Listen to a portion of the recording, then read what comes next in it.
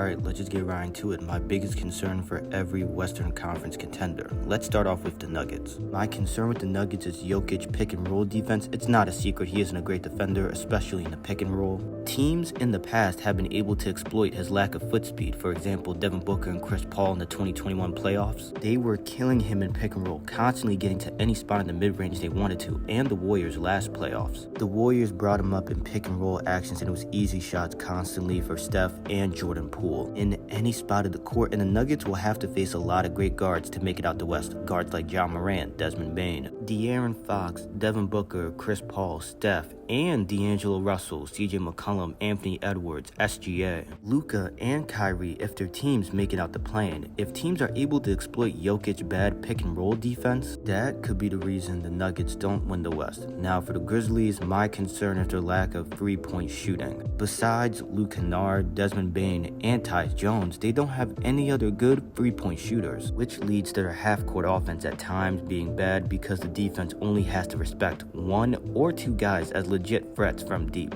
which then gives jamorant less room to operate and get to the rim, and then teams can expose he's a below-average outside shooter. If the Grizzlies can't start shooting better from deep, they won't go farther than they did last year. Now for the Kings, my concern is their defense. As of this recording, they have a defensive rating of 116.8, which is a bottom 6 defense in the league, and in the playoff they will face possibly the Warriors or the Lakers, and both teams are good offensively. Sabonis is not a good rim protector, and De'Aaron Fox, Keegan Murray, Kevin Huerter, Malik Monk, Trey Lyles are not good defensively. Their defense can be the reason they are a first-round exit. Now the Suns, my concern is the production from the role players, because you know what you're getting from KD, Devin Booker, DeAndre Ayton, and Chris Paul, but it's going to take more than just them. In order for the Suns to win the West, they need Torrey Craig and Josh Okogie to hit their open shots from deep while providing good defense. TJ Warren and campaign to consistently provide that scoring punch off the bench. Landry Shamet, Terrence Ross, and Damian Lee need to hit their open shots from deep. Jock Landale and Bismack Biyombo to provide decent backup big minutes in order for the Suns to win the West. Now the Clippers, my concern is can they survive without PG? He has been out for almost 2 weeks, and he could return, but the Clippers would have to make it to the second round, and I don't know if they can. They are either playing the Suns or the Kings, and I don't see them beating the Suns without him.